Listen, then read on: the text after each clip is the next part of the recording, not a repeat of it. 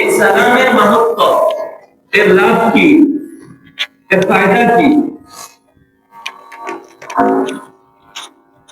এই সালামের মাহাত্ম্য সম্পর্কে সাহাবায়ে কেরাম রাদিয়াল্লাহু আনহুম বলেন, আল্লাহ রাসূল সাল্লাল্লাহু আলাইহি ওয়াসাল্লাম একবার এক মজলিসে বসা ছিলেন। তো এক লোক ওই মজলিসের সামনে দিয়ে অতিক্রম করে যাচ্ছে, হেঁটে যাচ্ছে। আল্লাহ রাসূলকে দেখে বলল, আসসালামু আলাইকুম। আল্লাহ রাসূল সালামের জবাব নিলেন, তারপর বললেন, এই লোকের 10 নেকি হলো। এর কিছুক্ষণ পর আরেকজন লোক অতিক্রম করে গেল। সে বলল, আসসালামু আলাইকুম ওয়া রাহমাতুল্লাহ। আল্লাহ রাসূল সালামের জবাব নিলেন, এরপর বললেন, এই লোকের 20 নেকি হলো। এরপরে আরেকজন লোক ওই মজলিসের সামনে দিয়ে অতিক্রম করে গেল। সে বলল, আসসালামু আলাইকুম ওয়া রাহমাতুল্লাহি ওয়া বারাকাতুহু। 3 শব্দের বিনিময়ে পুরো সালাম দিল। আল্লাহ রাসূল বললেন, এই লোকের 30 নেকি হলো। সুবহানাল্লাহ। মুহতারাম হাজিরিন, সালাম এজন্য পূর্ণ সালাম দেওয়া। আসসালামু আলাইকুম বললেও সালাম হয়ে যাবে, কিন্তু পূর্ণ সালাম দিলে 30 নেকি হবে 3 শব্দের বিনিময়ে। আর বর্ণিত আছে, ওয়াইদা হুয়িতুম বিতাহিয়াতিন ফাহাইয়ু বিআহসানা মিনহা আও রুদ্দুহা। যখন তোমাদেরকে অভিবাদন করা হয়, ওয়াইদা হুয়িতুম বিতাহিয়াতিন ফাহাইয়ু বিআহসানা মিনহা, তোমরা তার চাইতে উত্তম শব্দ দ্বারা জবাব দাও। যখন তোমাকে বলবে আসসালামু আলাইকুম, তুমি এর চাইতে আরো উত্তম জবাব দাও। ওয়া রাহমাতুল্লাহ বাড়ায় বলো, আসসালামু আলাইকুম আসসালাম ওয়া রাহমাতুল্লাহ। তোমার উপর শান্তি এবং আল্লাহর রহমতও বর্ষিত। কেউ রাহমাতুল্লাহ বললে তুমি ওয়া বারাকাতুহু বাড়ায়া বলো, আসসালামু আলাইকুম আসসালাম ওয়া রাহমাতুল্লাহি ওয়া বারাকাতুহু।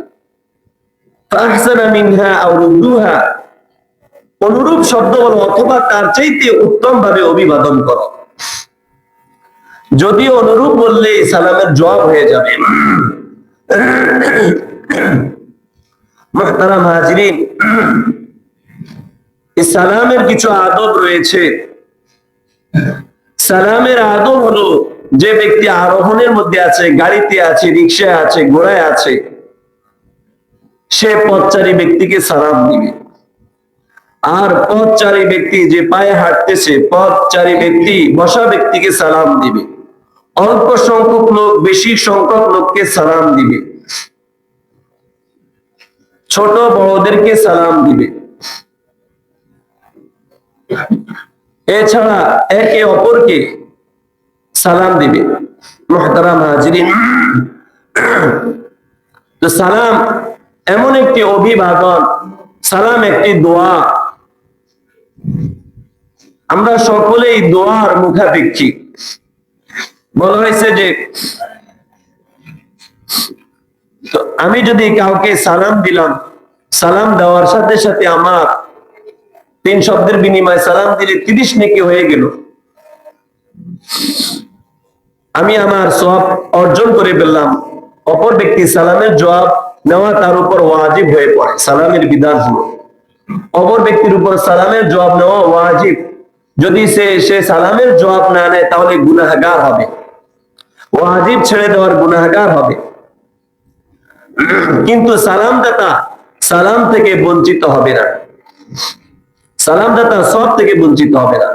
হযরত আব্দুল্লাহ ইবনে সামিত রাদিয়াল্লাহু আনহু বলেন, হযরত আবু যর রাদিয়াল্লাহু আনহুকে ডেকে বললেন, হে আবু যর, আমি আব্দুর রহমান ইবনে আবুল হিকামের পাশ দিয়ে অতিক্রমকালে তাকে সালাম দিলাম, কিন্তু তিনি সালামের জবাব নিলেন না।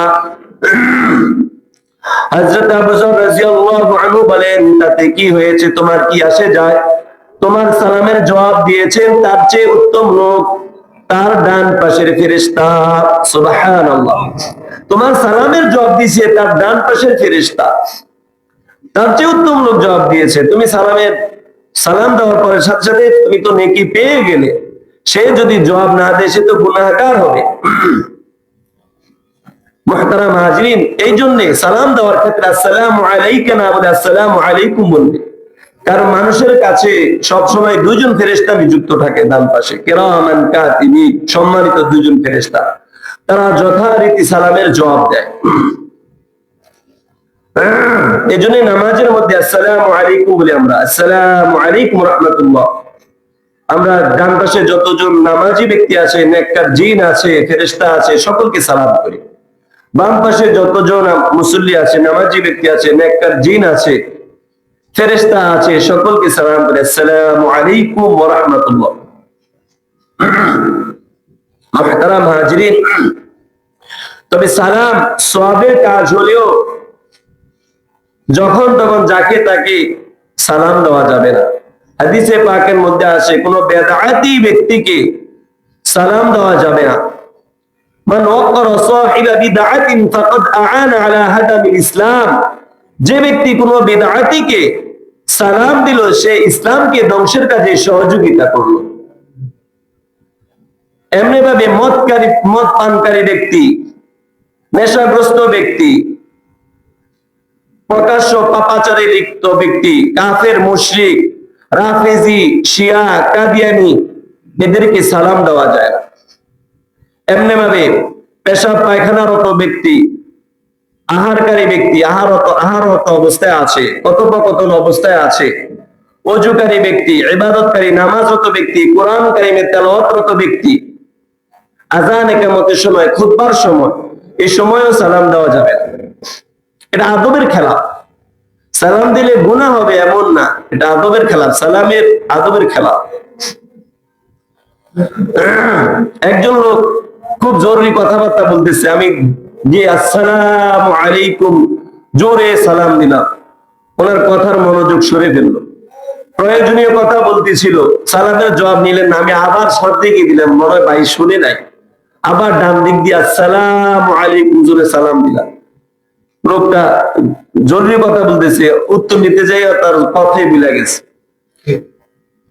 এতে যদিও সে সালামের জবাব নিছে, আপনাকে গালমন্দ করে না, কিন্তু বিরক্ত বোধ করছে। অজু করতেছে, অজুর মধ্যে অনেক গুরুত্ব সহকারে অজু করতে হয়, সুন্নত আছে, মুস্তাহাব আছে, ওয়াজিব আছে, ফরজ গুলো আদায় করে সুন্দর করে অজু করতেছে। আর দেখেই জোরে সালাম দিলেন, শ্বশুর আসছে, শ্বশুর অজু করতেছে, অনেকদিন পর দেখা, অজুটা শেষ করেনি, সালাম তো কোথায় দেয়ই না। এখন তো সালামের প্রচলন নাই বলে, জামাই যদি দেয় শ্বশুরকে, ছাত্র যদি ওস্তাদকে, এতটুকুই। আর কিছু কিছু ছেলে সন্তান বাপ মাকে দেয়, খুবই কম, কারণ বাপ মার জন্য তো কল্যাণে দোয়া করা জায়েজ নেই নাকি। আপনার সালামের হকদার সবচেয়ে আগে হলো আপনার জন্মধারিণী মা, বাবা। সালাম অর্থ কি? কারো কাছে ভিক্ষা চাওয়া না, টাকা চাওয়া, কাউকে পেরেশানি ফেলানো না। সালাম অর্থ শান্তির দোয়া করা। আসসালামু আলাইকুম, তোমার উপর শান্তি বর্ষিত হোক, ওয়া রাহমাতুল্লাহ, আল্লাহ পাকের রহমত বর্ষিত হোক, ওয়া বারাকাতুহু, আল্লাহ পাকের বরকত বর্ষিত হোক। এটা একটা দোয়া। আর একজন মুসলমান যখন অপর মুসলমানের জন্য দোয়া করবে, আল্লাহ তাআলা দোয়া কবুল করে নেন।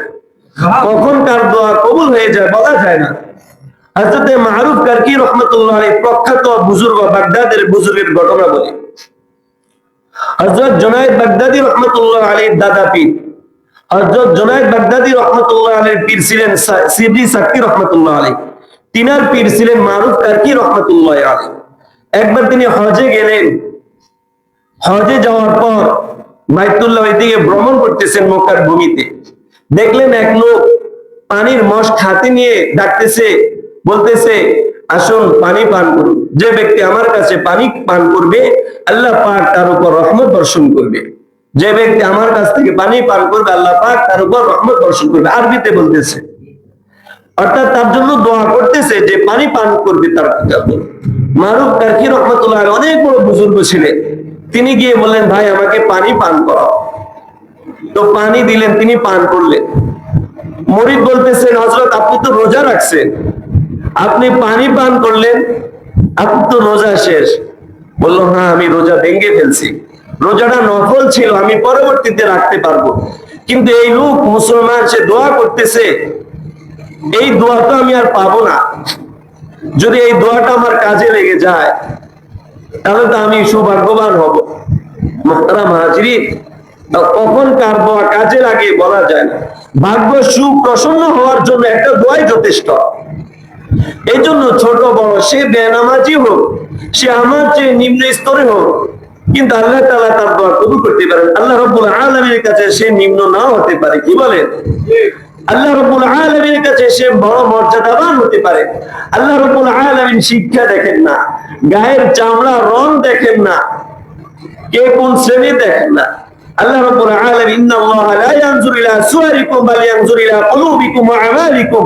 আল্লাহ রাব্বুল আলামিন বাহ্যিক আকার আকৃতি দেখেন না, বাল ইয়ানজুরু ইলা কুলুবিকুম, মানুষের কলব দেখেন, আত্মা দেখেন, আমালিকুম, আমল দেখেন, ইখলাস দেখেন। এই জন্য মুসলমান সে যেই হোক, যাকে তাকে যেখানে পাবো সালাম দিব। হ্যাঁ, সাবধান, বেগানা মহিলাদেরকে না। আবার সালাম কাউরে পায় না, ভাবিরে দেখলেই সালাম, তালতবরে দেখলেই সালাম, দূর থেকে জীবনে সালাম দেয় না। না, এটা হলো ভিন্ন উদ্দেশ্য, একটা সম্পর্ক স্থাপন করা, তার নিকটবর্তী হওয়া, গুনার একটা আসবাব, মাধ্যম তৈরি করা। বেগানা মহিলাকে সালাম দেওয়া যাবে না। যাদের সাথে দেখা করা যায়, সাক্ষাৎ করা যায়, তাদেরকে সালাম দিতে পারবেন, কিন্তু তিনি নিম্ন স্বরে জবাব দিবেন। মাকে সালাম দিবেন, দাদিকে সালাম দিবেন, নানিকে সালাম দিবেন, শাশুড়িকে সালাম দিবেন, বোনকে সালাম দিবেন, মেয়েকে সালাম দিবেন, কিন্তু তারা সালামে জবাব দিবে কিভাবে? নিম্ন সুরে, কারণ মহিলাদের গলার আওয়াজও ছোট। এছাড়া বেগানা মহিলাকে সালাম দিবেন না। অনেক মহিলা আছে রাস্তাঘাটে সালাম দিয়ে বলে না, মহিলারা বেগানা পুরুষকে সালাম দিবে না। তারাও যাদের সাথে দেখা করতে পারে, কথা বলতে পারে, তাদেরকে সালাম দিবে, তাও নিম্ন সুরে, অন্য পরপুরুষ যেন শুনতে না পারে, যদি ওরকম সুযোগ হয়। স্বামী স্ত্রীকে সালাম দিবে, স্ত্রী স্বামীকে সালাম দিবে। স্বামী লজ্জা পায় স্ত্রীকে সালাম দিতে, স্ত্রী লজ্জা পায় স্বামীকে সালাম দিতে। আরে সালাম তো কি অন্য কিছু নয়, এটা একটা দোয়া, বরকতের দোয়া। আপনার পরিবারের জন্য বরকতের দোয়া করতেছে। মুহতারাম হাজিরিন, রাসূল করিম সাল্লাল্লাহু আলাইহি ওয়াসাল্লাম বলেন, আফশুস সালাম, সালামের প্রচলন করো, তাসলামু, তোমরা শান্তি নিরাপত্তা লাভ করবে।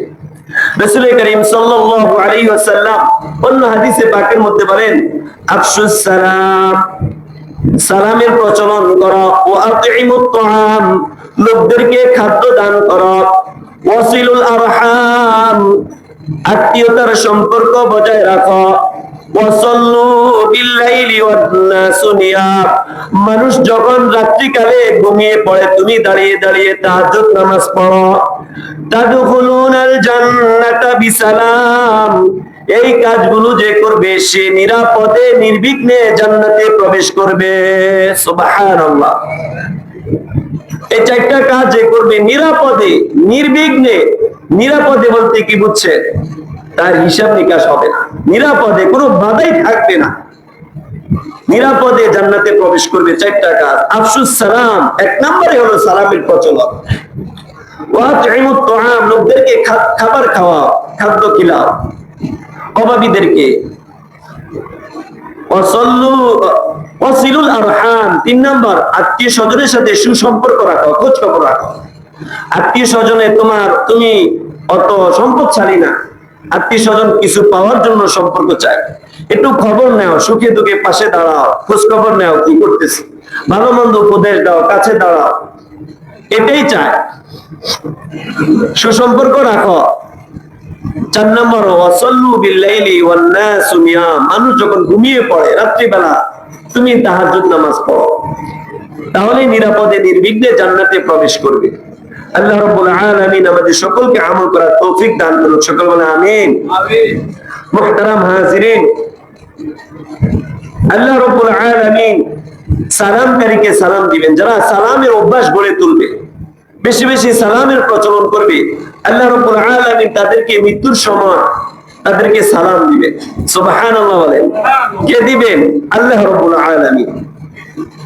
কুরআনুল কারীমে সূরা নাহলের মধ্যে আল্লাহ রাব্বুল আলামিন বর্ণনা করেন, আল্লাযীনা তাতাওয়াফাহুমুল মালাইকাতু তাইয়্যিবিনা, ওই সকল লোকদের মৃত্যু আল্লাহ রাব্বুল আলামিন পবিত্র অবস্থায় ঘটাবেন, যারা বলবে ইয়াকুলুনা সালামুন আলাইকুম, ফেরেশতারা তাদেরকে বলবে সালামুন আলাইকুম, তোমাদের প্রতি সালাম, উদখুলুল জান্নাতা বিমা কুনতুম তা'মালুন, তোমাদের কৃত কর্মের কারণে তোমরা জান্নাতে প্রবেশ করো।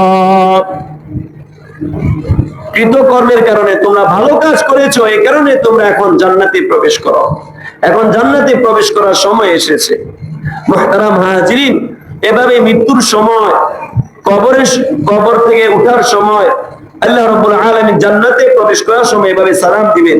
হাদিসে পাকের মধ্যে আছে আল্লাহ রাব্বুল আলামিন বলবেন আসসালামু আলাইকা ইয়া ওয়ালি আল্লাহ, হে আল্লাহর ওলি, তোমার প্রতি সালাম। আল্লাহু ইয়াকরাউ আলাইকা সালাম, আল্লাহ তোমাকে সালাম দিচ্ছেন।